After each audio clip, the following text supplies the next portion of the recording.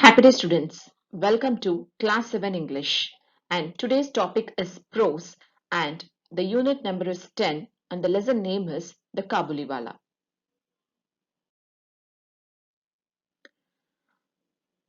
The lesson, the Kabuliwala, is written by Rabindranath Tagore.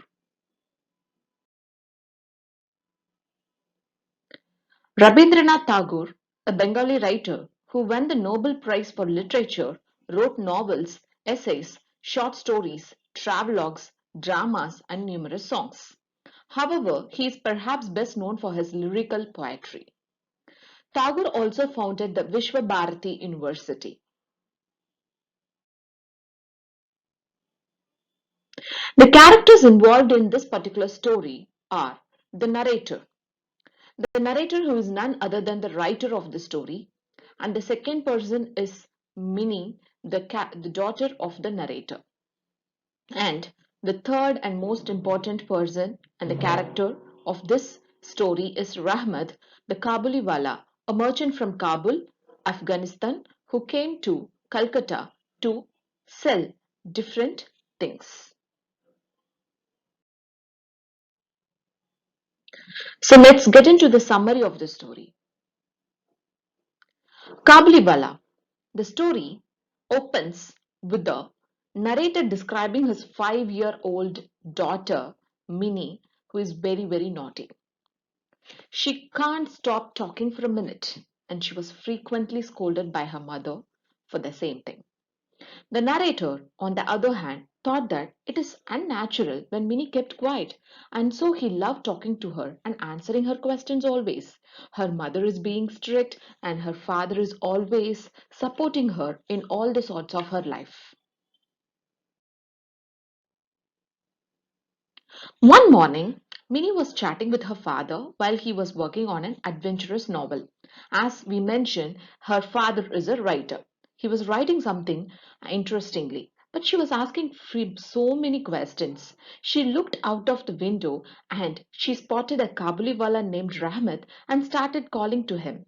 However, when he came over, Minnie ran into another room, convinced that his large bags are comprised of children and it is not goods. It's very funny, right? Yes. A few days later, the narrator found Minnie sitting next to Rahmat and talking to him with a pile of raisins and nuts in her lap. Among the numerous jokes they have together, one starts with Rahmat telling Minnie, "Don't ever go off to your father in law's house." It's funny, right?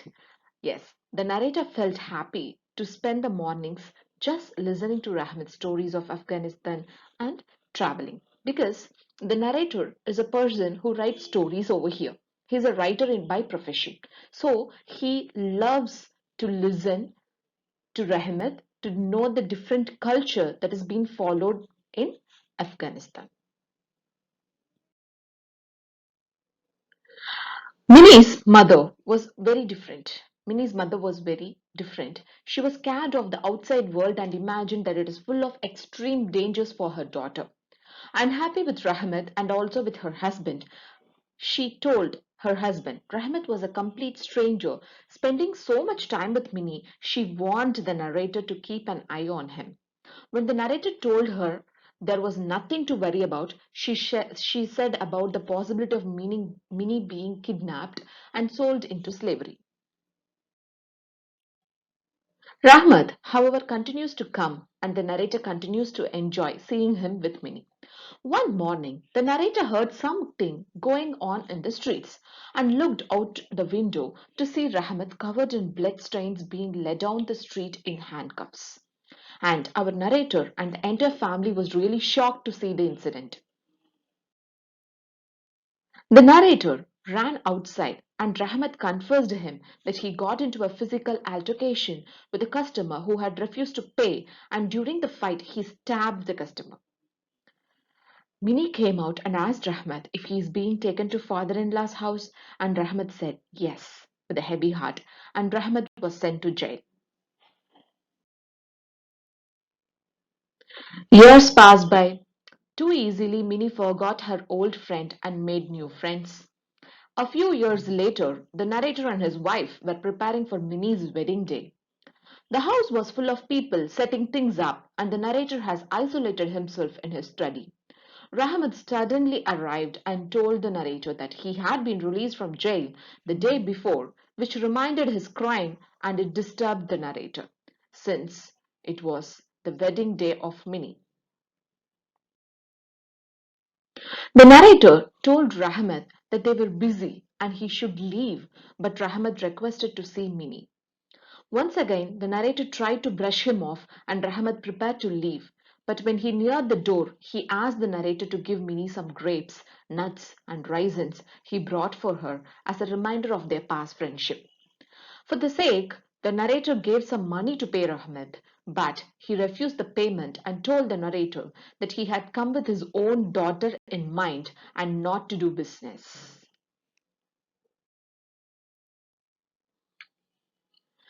Rahmat pulled a crumpled piece of paper out of his pocket and showed the narrator the handprint of his daughter that he carried with him while he travels for work. Seeing it, the narrator forgot then that he was an Afghan raisin seller and he was a Bengali Babu. Instead of recognizing that he was a father, just as I am a father. This changed the narrator's mind about sending Rahmat away, and instead he called Minnie down to meet Rahmat.